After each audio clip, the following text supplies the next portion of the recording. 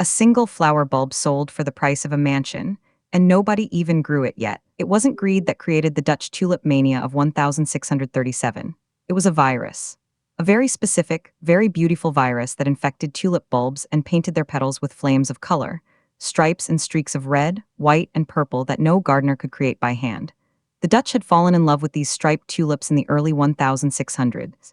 They were exotic, rare, and utterly unpredictable. You could plant a bulb and have no idea what colors would bloom. That mystery made them priceless. Here's where the mechanism starts. The Dutch middle class was wealthy, really wealthy.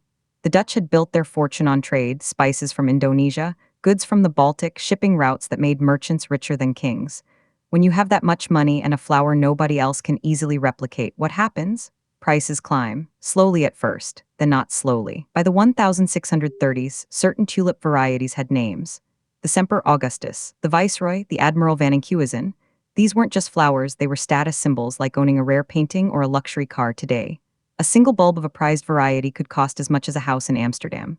One documented sale, a Viceroy bulb traded for a mansion, a coach, and a collection of paintings. The bulb itself never left the ground. But here's the critical detail. Nobody was buying tulips to plant them and watch them bloom. They were trading contracts. Specifically, futures contracts, agreements to buy bulbs that wouldn't be dug up for months. You'd purchase the right to own a bulb in the autumn, pay now, take possession later.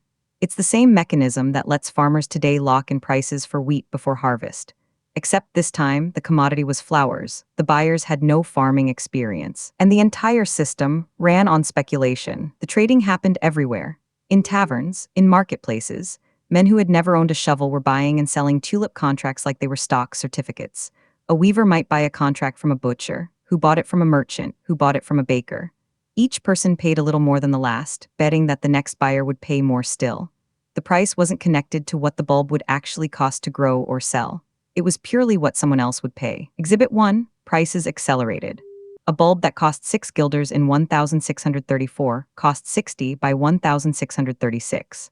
By early 1637, a single Semper Augustus could command 6,000 guilders. That's roughly equivalent to what a skilled craftsman earned in a year.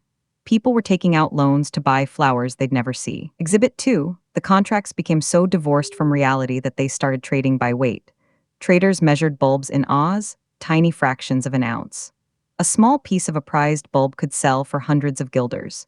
You were buying something so small you could barely see it, with money you didn't have, for a price nobody could justify. Then February 1637 arrived. A wave of buyers simply didn't show up to collect their contracts. They realized what they'd done. They'd agreed to pay enormous sums for something they didn't need and couldn't resell. The first person who tried to bail created a crack. Then the whole structure collapsed. Prices didn't fall gradually. They evaporated. Bulbs that had sold for thousands of guilders weeks earlier couldn't find a buyer at any price. Contracts were abandoned. Some traders were sued for refusing to honor their agreements. Courts actually ruled in favor of the buyers, deciding that the prices had been so unreasonable that the contracts were made in jest and therefore unenforceable. The flower market didn't recover for years. Exhibit 3, this wasn't about flowers at all. It was about how prices work when they disconnect from usefulness. A tulip has real value if you want to see it bloom. But once trading shifts to futures contracts, to pieces of paper representing things you'll never own, the price becomes entirely psychological. It's whatever the next buyer believes it's worth. And belief can evaporate overnight. The Dutch Tulip Mania wasn't unique. It was the first documented version of a pattern we've seen repeated. The dot-com crash of 2000, the housing bubble of 2008, cryptocurrency surges. The mechanism is always the same. Something becomes scarce or fashionable. Traders start buying futures or contracts instead of the actual thing. Prices climb based on speculation rather than underlying value. Eventually, someone asks, what am I actually paying for?